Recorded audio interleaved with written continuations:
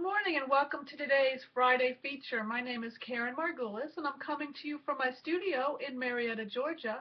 And my Friday feature is where I share things related to pastel, the pastel medium.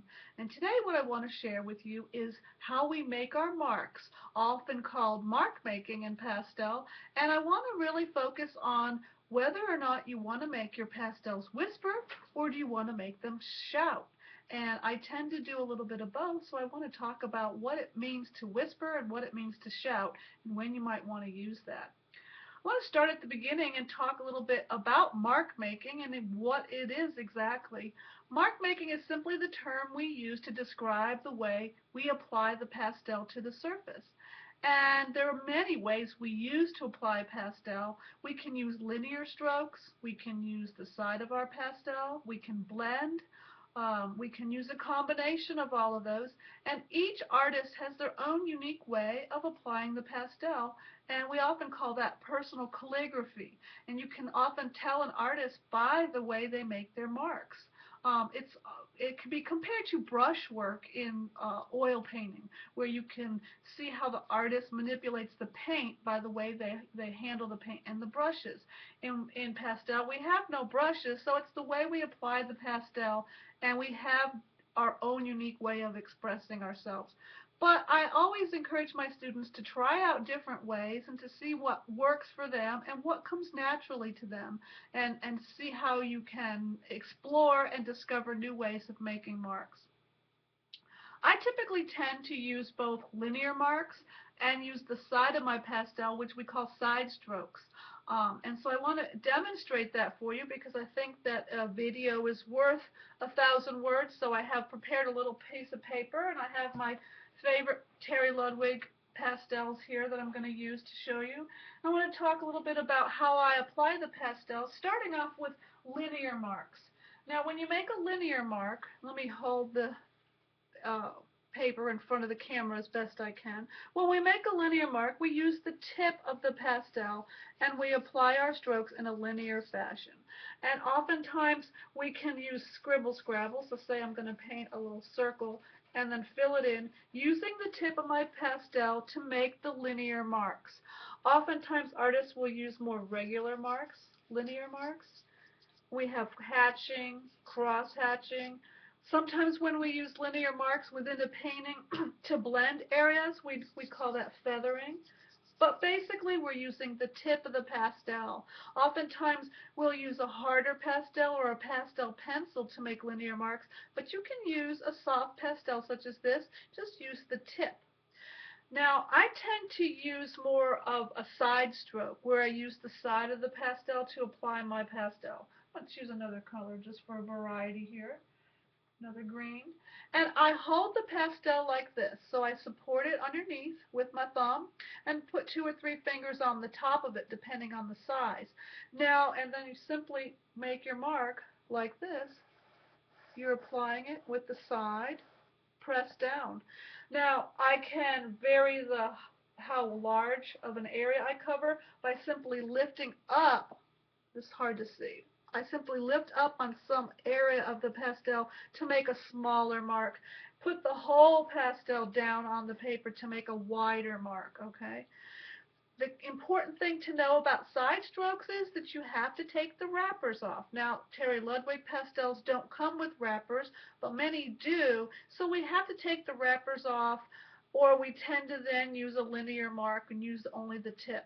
So take the wrappers off, and if they're longer than, say, this is like 1.5 inches, if they're longer than that, you probably want to break them into pieces.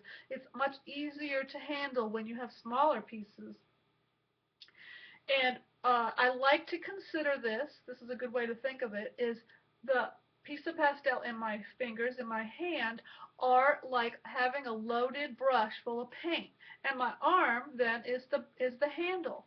So when I make a mark with my pastel, it is much like I'm applying paint from a brush.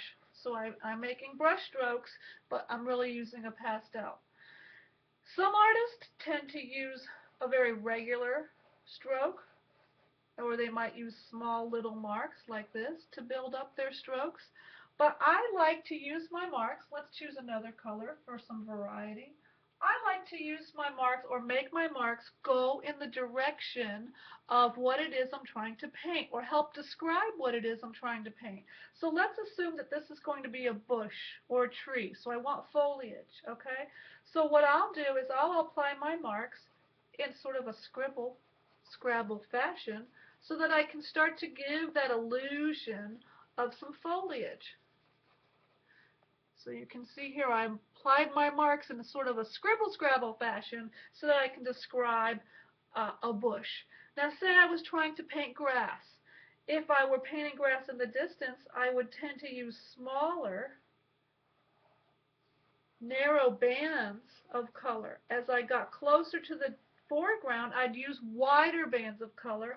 And as I got up front, let's take another color so you can see the difference, I would just change the direction of my strokes and make them go more up and down or vertical to give that illusion or the sensation of grasses in the foreground going up and down in front of you. So again, I like to vary the direction of my strokes to help describe what it is I'm painting. Now I want to address something that I think oftentimes we don't think about when we're making our marks, and that is the pressure that we use to apply the marks. Okay? So a lot of times we just go in and we just go at it and we don't give thought to how much pressure. And the pressure is key to creating interest and to help you actually be more successful. So I ask myself, do I want my pastels to whisper or do I want them to shout? And whisper simply means to have a lighter touch. Shouting is when you have a heavier or stronger touch and you press down really hard.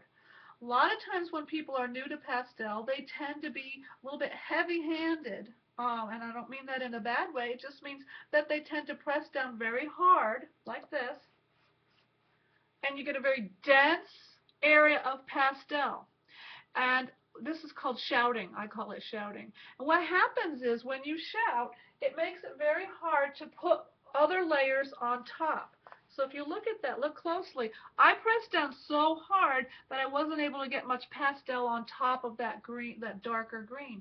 That's called filling the tooth of the paper. So we put down so much pigment so quickly, we filled the tooth of the paper, and now the pastel I can't get any more layers. And the beauty of pastel is having those nice layers.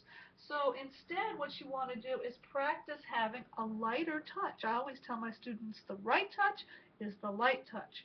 So if I were to go and whisper, you hear how soft that is? And see how thin I've filled in the paper compared to this one? Now when I go with the other color and layer it on top, I'm able to put more color on.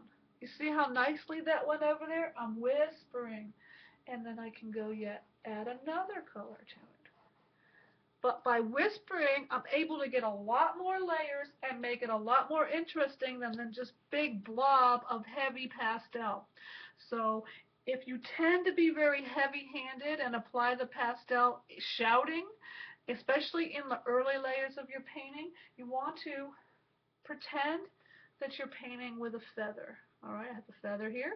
And if I were to paint with a feather, how soft and gently I would need to glide over the paper so that my feather wouldn't break. So it's the same thing with the pastel. Pretend the pastel's a feather and have it whisper across the paper, and then you'll have a light touch and you'll be able to build up these nice layers. Sometimes, though, we want to shout. Sometimes I want to shout in my entire painting, and that's just a whole different feeling. But when you shout, or when you make heavy-handed marks, or when you press down hard with the pastel, a couple things you need to keep in mind. You need to make sure that you have the right color and the right value and the right spot for that pastel, okay? Because once you put that mark down, it's going to be hard to go back over it. You can always brush it off and try again, but it's easier if you know where you want to put it. And when you want to shout, let's say I want to give a highlight to this little bush, I'm going to press down as hard as I can and make some bold, sure marks like that, okay?